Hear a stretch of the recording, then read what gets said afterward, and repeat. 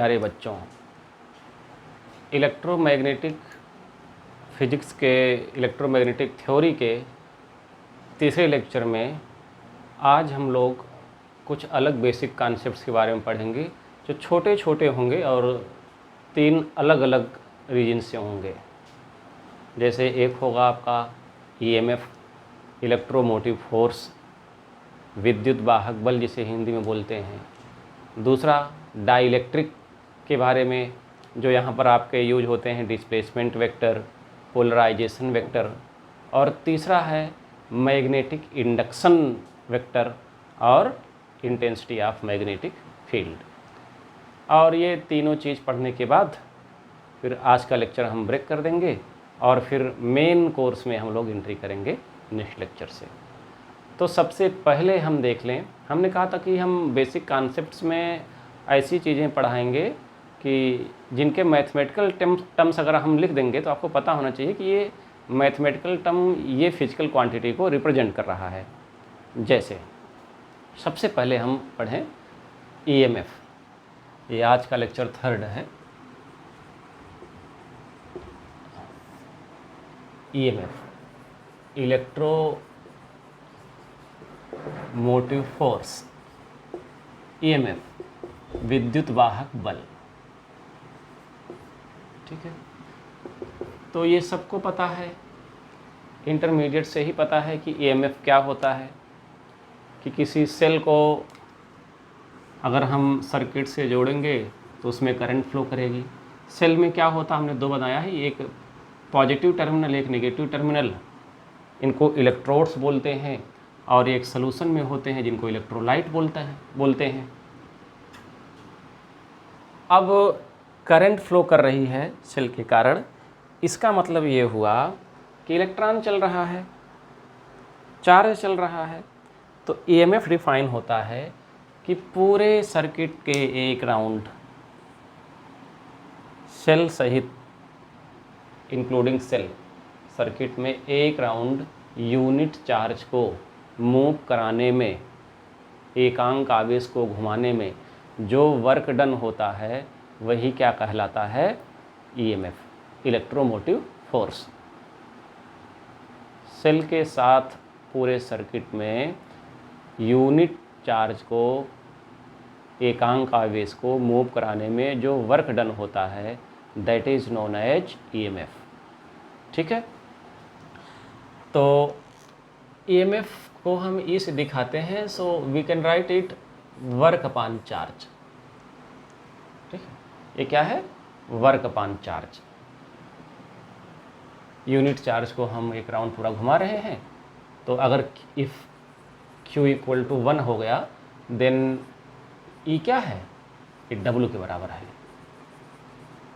अगर आपका EMF W/Q है और आपने चार्ज को यूनिट लिया तो EMF इलेक्ट्रोमोटिव फोर्स क्या हुआ, it becomes W, work done. Work done कब हुआ, जब चार्ज हुआ यूनिट। तो इसलिए मैंने कहा कि यूनिट चार्ज को पूरे सर्किट में एक राउंड मूव कराने में जो वर्क डन होगा वही क्या कहलाएगा, ईएमएफ। ध्यान से पढ़ें क्या, कि अगर हम थोड़ा सा डिस्प्लेसमेंट डीएल लेते हैं तो डीएल के लिए वर्क डन क्या होगा, डीडब्ल्यू। डिस्प्लेसमेंट डीएल जो स्मॉल डिस्प्लेसमेंट है, आप कह सकते हो work done for small displacement. लिखने की कोई ज़रूरत नहीं है, हम बेसिक कॉन्सेप्ट पढ़ रहे हैं। तो work done for small displacement DL, ये वर्क डन डीडब्ल्यू होगा, it becomes F dot DL, force into displacement, यही क्या है, वर्क डन। तो थोड़े से डिस्प्लेसमेंट डीएल के लिए वर्क डन क्या है, F DL. Therefore total work done for 1 complete round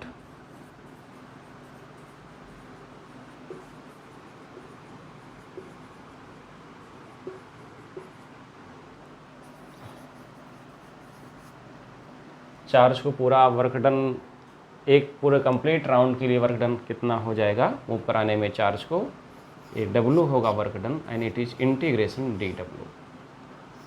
और ये हो गया डी डब्ल्यू क्या है, let it be equation 1, it becomes F dot D L integration, और क्लोज लाइन इंटीग्रल है, क्लोज इंटीग्रल है, तो इसको ऐसे दिखाएंगे, close integral F dot D L, it is total work done. ये इक्वेशन 2 है, इक्वेशन 1 तो यहाँ है। ईएमएफ वाले इक्वेशन में अब ये वैल्यू हम पुट कर देते हैं वर्क डन का, क्या डब्ल्यू की इस वैल्यू को पुट कर देते हैं, तो क्या हो जाएगा आपका, यूजिंग 2 in 1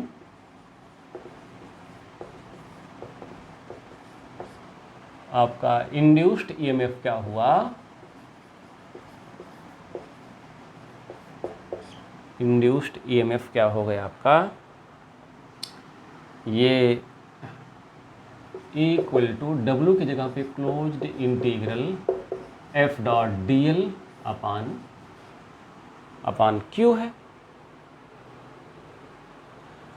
तो क्यू तो कांस्टेंट हो गया, और इसको हम इसी के साथ लिख लें F by Q dot D L, और एफ बाई क्यू क्या है, ये बात किसी से छुपी नहीं है, इट इज़ इलेक्ट्रिक फील्ड, क्योंकि चार्ज क्यू पे लगने वाला फोर्स है क्यू ई, इलेक्ट्रिक फील्ड में कोई चार्ज क्यू है तो उस पर कितना फोर्स लगता है क्यू ई, तो इलेक्ट्रिक फील्ड क्या हो जाएगा, it is F upon Q, तो ये एफ अपान क्यू क्या हो गया, इलेक्ट्रिक फील्ड ई।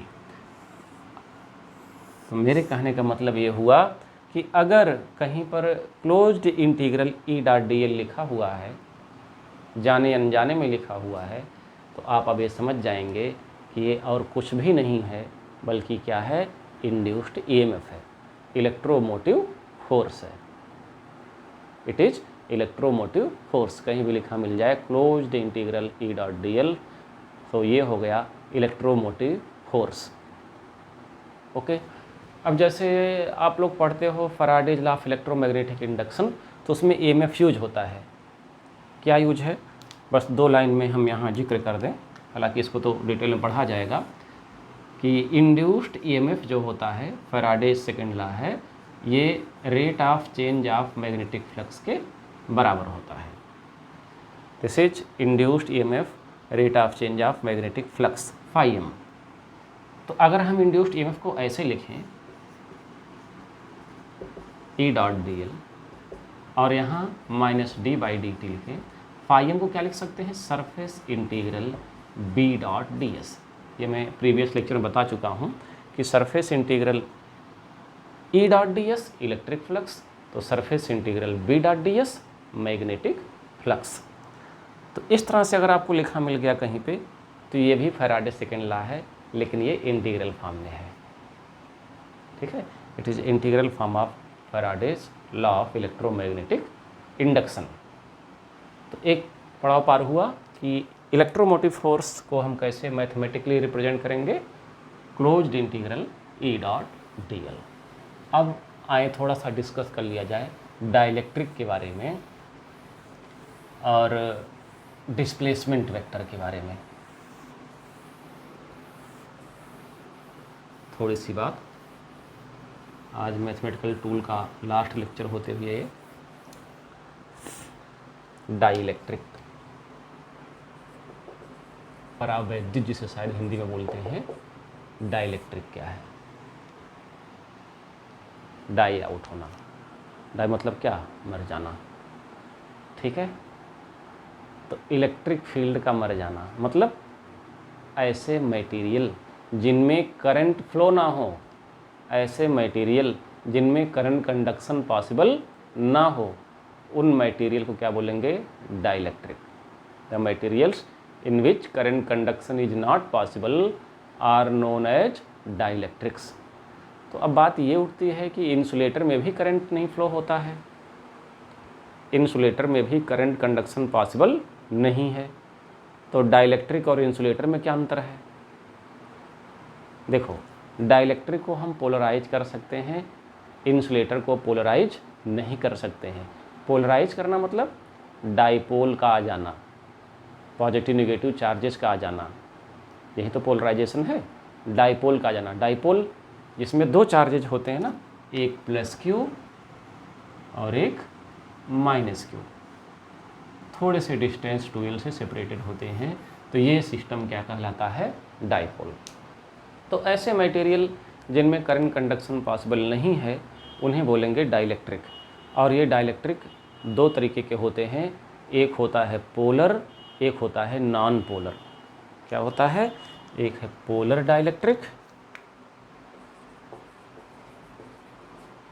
और दूसरा है नॉन पोलर डाइलेक्ट्रिक। अब एक मिनट बहुत ध्यान से मेरी बात को सुनेंगे कि कोई भी मैटर किससे मिलके बना होगा? मॉलिक्यूल से, अणुओं से। और मॉलिक्यूल किससे मिलके बना होगा? एटम्स से। एटम किससे मिलके बना होगा? न्यूक्लियस और इलेक्ट्रॉन्स से। न्यूक्लियस में पॉजिटिव प्रोटॉन और न्यूट्रॉन है। न्यूट्रॉन तो संत आदमी है जिसमें कोई भी चार्ज नहीं है। तो इतनी सारी व्यवस्था है। क्या?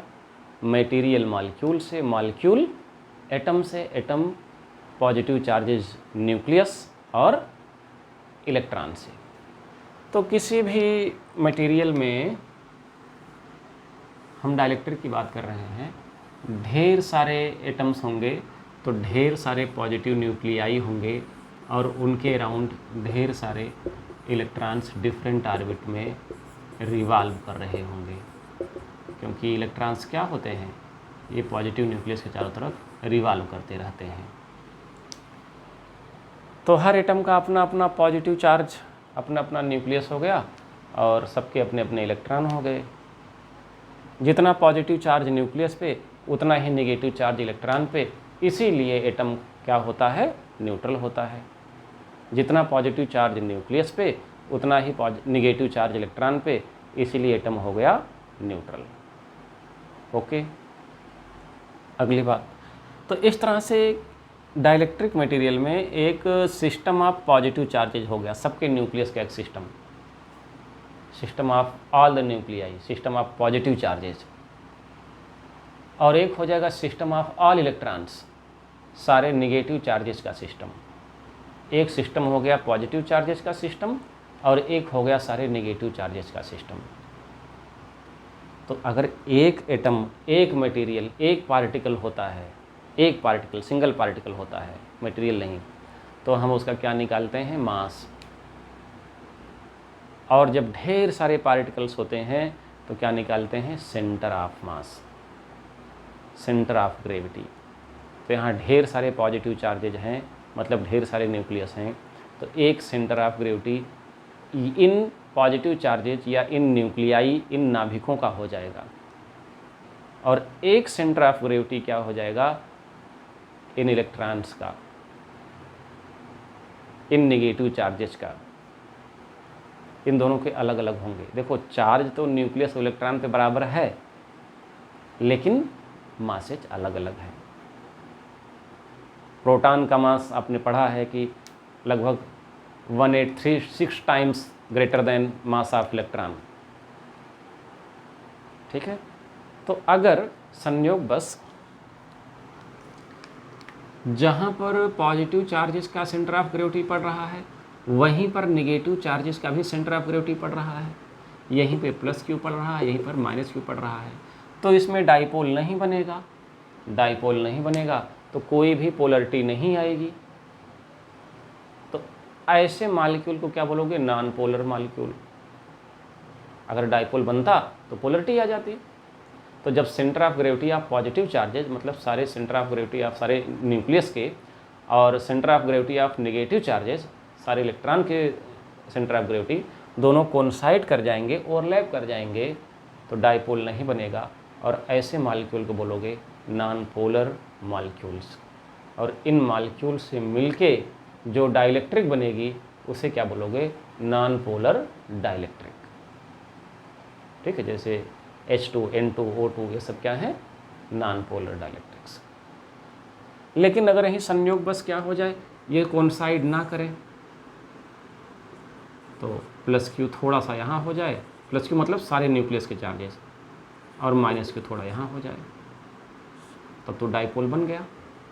जब ऐसे केस आए कि centre of gravity of positive charges, centre of gravity of nuclei centre of gravity of negative charges से कोइंसाइड ना करे, डाइपोल्स बन जाए मॉलिक्यूल्स में, तो ऐसे मॉलिक्यूल्स को क्या बोलेंगे? Polar molecule. क्या बोलेंगे? Polar molecule. जैसे HCl हो गया, NaCl हो गया, ठीक है, तो ये हो गया पोलर मॉलिक्यूल। अगली बात, अब यहाँ पर डाइपोल ही नहीं बना तो डाइपोल मोमेंट क्या पाया जाएगा? यानी नॉन पोलर मॉलिक्यूल के मॉलिक्यूल्स में कोई भी डाइपोल मोमेंट नहीं पाया जाएगा, जबकि पोलर में क्या है? डाइपोल मोमेंट पाया जाएगा, क्योंकि डाइपोल्स तो बन रहे हैं, लेकिन पूरे मटेरियल का डाइपोल मोमेंट पोलर में भी जीरो होगा। क्यों जीरो होगा? क्योंकि डाइपोल तो बनेंगे, कोई डाइपोल ऐसे होता है, कोई डाइपोल ऐसे होता है, कोई डाइपोल ऐसे होता है, कोई ऐसे होता है, इसका डाइपोल मोमेंट इधर, इसका डाइपोल मोमेंट इधर, इसका डाइपोल मोमेंट इधर, इसका डाइपोल मोमेंट इधर। डाइपोल मोमेंट आपको पता है कि डाइपोल मोमेंट क्या होता है? कोई एक चार्ज, जैसे डाइपोल है, कोई एक चार्ज का मैग्नीट्यूड इनटू दोनों के बीच का डिस्टेंस, ये डाइपोल मोमेंट। तो चूंकि डाइपोल मोमेंट एक वेक्टर क्वांटिटी है, तो इसका जो रिजल्टेंट आ जाता है वो जीरो आ जाता है। इसलिए dipole moment polar non polar किसी में भी नहीं पाया जाता है, और डाइलेक्ट्रिक अनपोलराइज्ड रहता है। डाइलेक्ट्रिक रिमेन्स अनपोलराइज्ड, तो इसको पोलराइज तो करना ही पड़ेगा। पोलराइज करने के लिए क्या करेंगे? पोलराइज करना मतलब डाइपोल मोमेंट का पाया जाना। पूरे डाइलेक्ट्रिक में डाइपोल मोमेंट का पाया जाना ही क्या कहलाएगा? पोलराइजेशन। तो डाइपोल मोमेंट कब पाया जाएगा? जब डाइपोल बनेगा। अब एक में तो डाइपोल बन रहा है पोलर में, लेकिन डाइपोल मोमेंट नहीं पाया जा रहा, क्योंकि समनालायक हो गए हैं, एक दूसरे के विरोधी हो गए हैं। ओके, तो इसके लिए क्या किया जाता है? डाइलेक्ट्रिक को कैपेसिटर की प्लेट्स के बीच में रखा जाता है। ये कैपेसिटर है, इसके प्लेट्स के बीच में क्या रख दिया गया? डाइलेक्ट्रिक रख दिया गया, और फिर बाहर से इलेक्ट्रिक फील्ड लगाया गया। अब अगर इलेक्ट्रिक फील्ड लगाया जाएगा तो ये इलेक्ट्रिक फील्ड E0 लगाया गया बाहर से,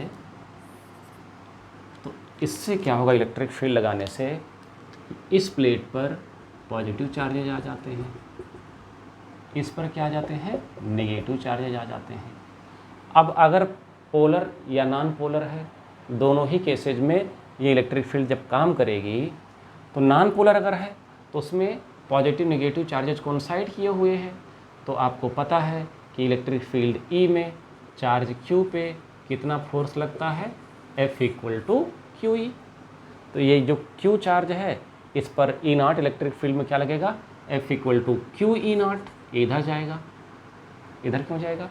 क्योंकि पॉजिटिव चार्ज पे जो फोर्स लगता है वो इलेक्ट्रिक फील्ड के डायरेक्शन में, नेगेटिव चार्ज पे जो फोर्स लगता है इलेक्ट्रिक फील्ड के अपोजिट डायरेक्शन में, तो ये चार्ज इधर जाएगा। नेगेटिव चार्ज कहाँ जाएगा? इस तरफ। दोनों पे सेम फोर्स है तो दोनों अलग अलग हो जाएंगे, फिर ऐसा केस हो जाएगा, माइनस इधर प्लस इधर। ये किसका हुआ? ये हुआ नॉन पोलर का। पोलर के केस में क्या है? ये डाइपोल इस तरीके से है। तो आपने ये भी पढ़ा है कि अगर कोई डाइपोल रखा है किसी इलेक्ट्रिक फील्ड में, कोई डाइपोल किसी इलेक्ट्रिक फील्ड में रखा है, तो उस पर टार्क लगता है। कितना टार्क लगता है? Tau = P sin θ। और इस टार्क की टेंडेंसी होती है कि डाइपोल को इलेक्ट्रिक फील्ड के डायरेक्शन में रोटेट कर दे। ये फिगर आपको याद आए शायद इंटर में, एक डाइपोल रखा हुआ था, इधर -Q, इधर +Q। इस पर फोर्स इधर लगेगा F = QE, इस पर फोर्स इधर लगेगा F = QE।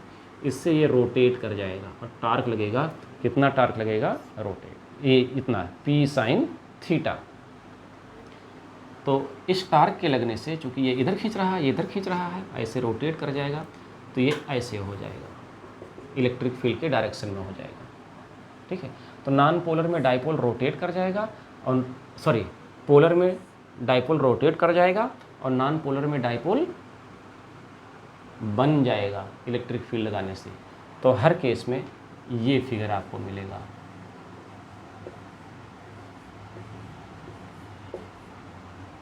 ये सबके माइनस चार्ज इधर प्लस इधर।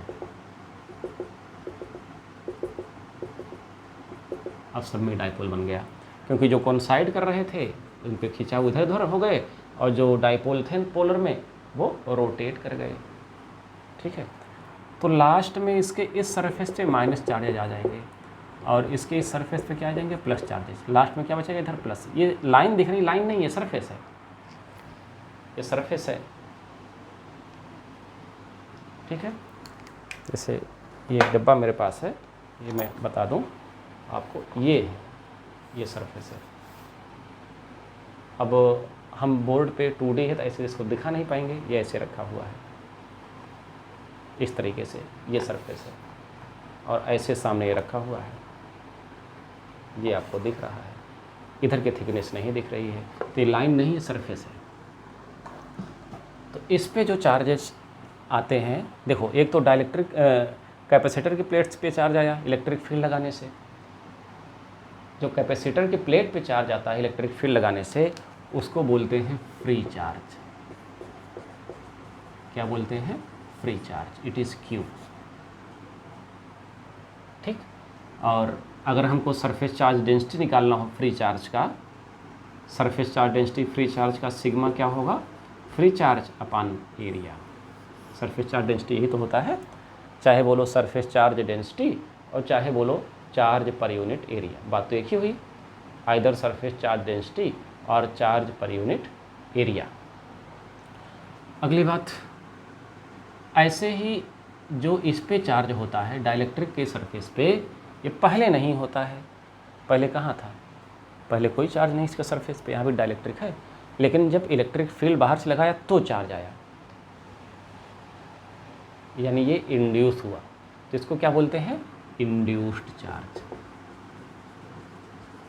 इट इज इंड्यूस्ड चार्ज, या इसको पोलराइजेशन चार्ज भी बोलते हैं। इट इज़ इंड्यूस्ड चार्ज और पोलराइजेशन चार्ज। तो जो कैपेसिटर के प्लेट्स पे चार्ज होते हैं उनको क्या बोलते हैं, उनको बोलते हैं फ्री चार्ज, और जो डाइलेक्ट्रिक के सरफेस पे चार्ज होते हैं उनको बोलते हैं इंड्यूस्ड चार्ज या पोलराइजेशन चार्ज। तो पोलराइजेशन चार्ज को अगर हम सिग्मा डैश से दिखाएं तो इसका सरफेस चार्ज डेंसिटी क्या होगा, surface charge density sigma dash क्या होगा, क्यू डैश अपान ए, जहाँ क्यू डैश है ये चार्ज इसके सरफेस पे। डाइलेक्ट्रिक के सरफेस पे चार्ज क्या है, क्यू डैश। कैपेसिटर की प्लेट पे चार्ज क्या है, क्यू। तो क्यू डैश अपान ए क्या हुआ, sigma dash, surface charge density या charge per unit area of polarisation charge. तो अब दो इम्पॉर्टेंट वेक्टर्स आपको डिफाइन कर दें और उनमें रिलेशन बता दें जिनका यूज हमें करना है अपने इस यूनिट में, इस लेक्चर सीरीज में।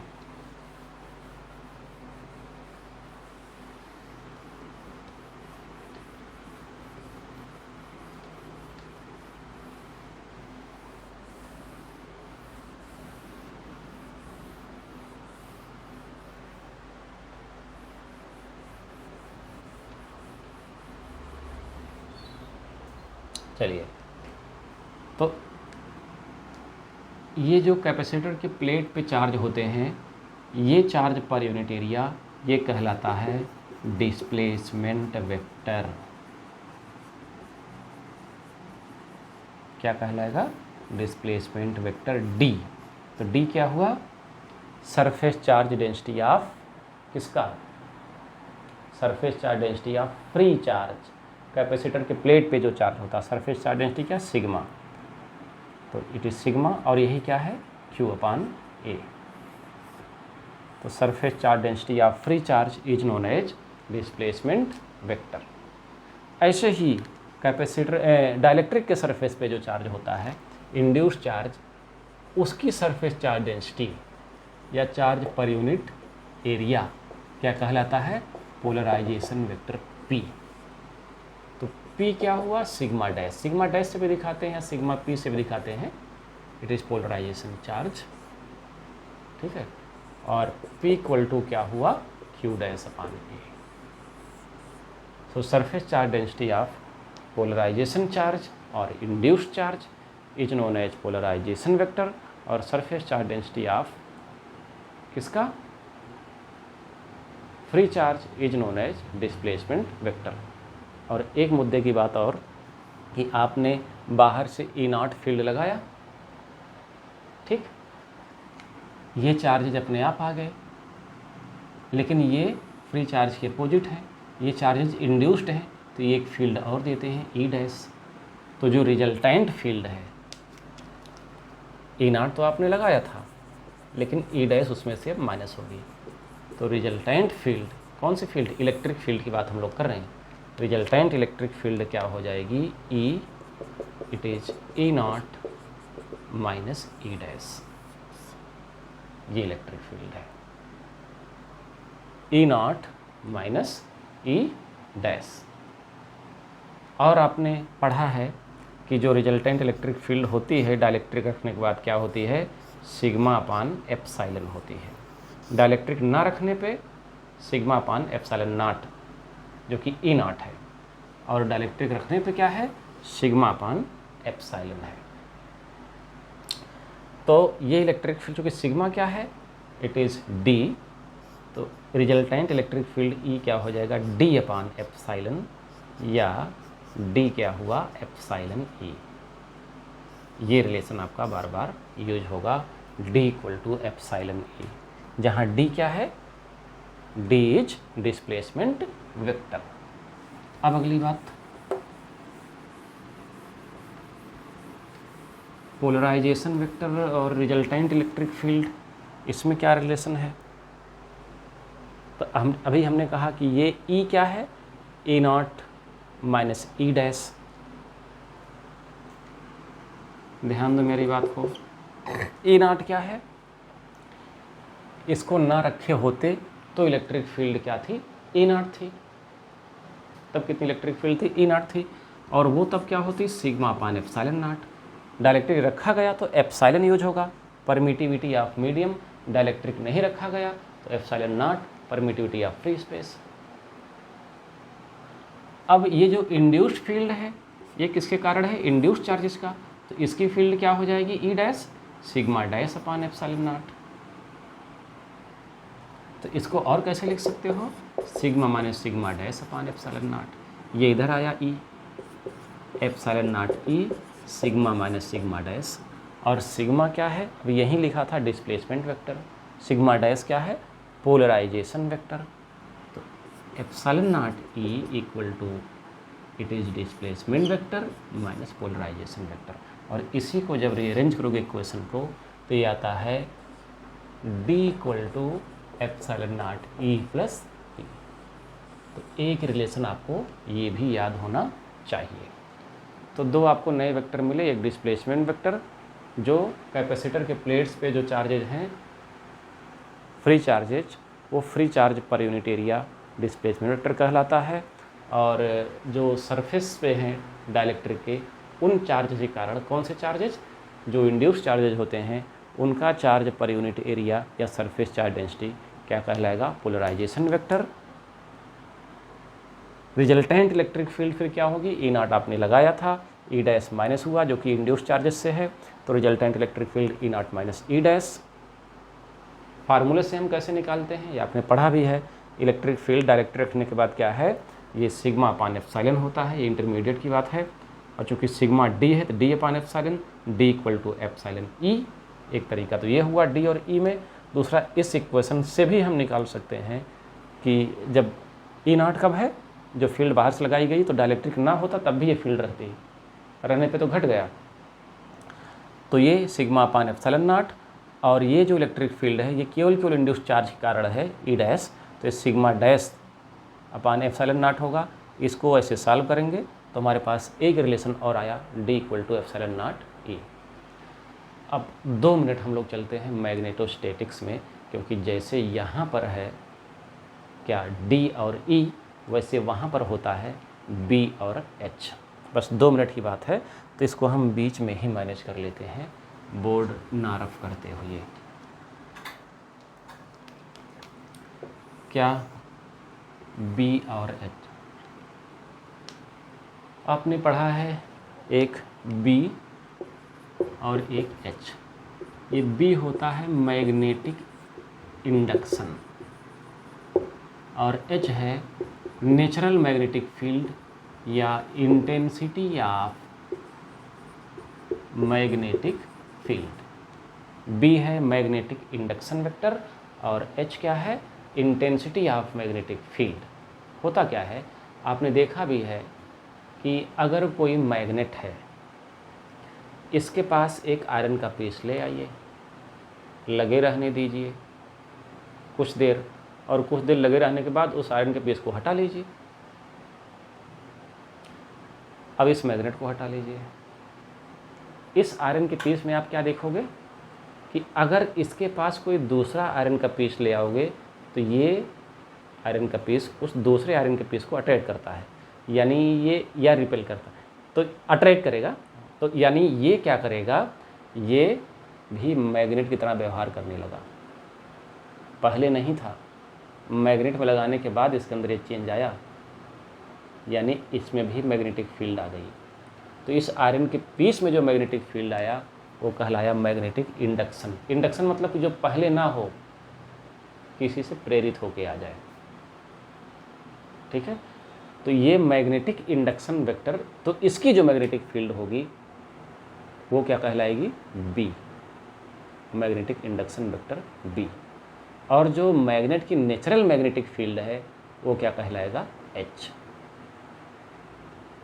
ठीक है, कि मैग्नेट को हमने किसी आयरन के पीस से लगाया और उस आयरन के पीस में भी मैग्नेटिक प्रॉपर्टी आ गई, वो भी मैग्नेटिज्म देने लगा, तो उसकी मैग्नेटिक फील्ड कहलाएगी इंड्यूस्ड मैग्नेटिक फील्ड या मैग्नेटिक इंडक्शन वेक्टर बी। इसको मैग्नेटिक फ्लक्स डेंसिटी भी कहते हैं बी को।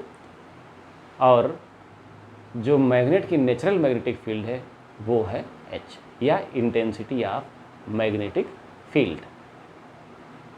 ओके, तो जैसे डी और ई में रिलेशन है, डी इक्वल टू एप्सिलॉन ई, ये इंटेंसिटी ऑफ मैग्नेटिक फील्ड है, डाइलेक्ट्रिक का डिस्प्लेसमेंट वेक्टर है, वैसे बी और एच में भी रिलेशन है। ये क्या होता है, B equal to mu H, B equal to mu H, they are related to B equal to mu H. आप ऐसे भी कह सकते हो कि जब कोई मैग्नेटिक मटेरियल हम एक्सटर्नल मैग्नेटिक फील्ड एच में रखते हैं, एच को हम एक्सटर्नल मैग्नेटिक फील्ड बोल सकते हैं, तो मैग्नेटाइज हो जाएगा। मैग्नेटाइज होगा तो उसमें उसकी मैग्नेटिक फील्ड आ जाएगी, तो वो मैग्नेटिक फील्ड जो होगी induced B, it is proportional to H. और इस प्रोपोर्शनलिटी को इक्वलिटी में चेंज करेंगे तो एक कांस्टेंट आएगा, ये कहलाता है परमिएबिलिटी ऑफ मीडियम। जैसे यह है परमिटिविटी ऑफ मीडियम, ठीक है, माध्यम की वैद्युतशीलता, वैसे यह है परमिएबिलिटी ऑफ मीडियम, माध्यम की चुंबकशीलता। So B equal to mu H. तो मेरे ख्याल से अब मैंने लगभग सारे कॉन्सेप्ट्स आपके क्लियर कर दिए हैं इलेक्ट्रोमैग्नेटिक थ्योरी में एंट्री पाने वाले। अगर और भी कुछ बचते हैं तो उसको पढ़ाते समय ही हम बता देंगे, क्योंकि अब कल से हम लोग, कल मीन्स लेक्चर में, कल मतलब होता है कि नेक्स्ट लेक्चर, तो नेक्स्ट लेक्चर से हम लोग इलेक्ट्रोमैग्नेटिक थ्योरी में एंट्री कर जाएंगे। या तो हम पढ़ेंगे कंटिन्यूटी इक्वेशन या हम पढ़ेंगे ampere circuital law. All the best and thank you.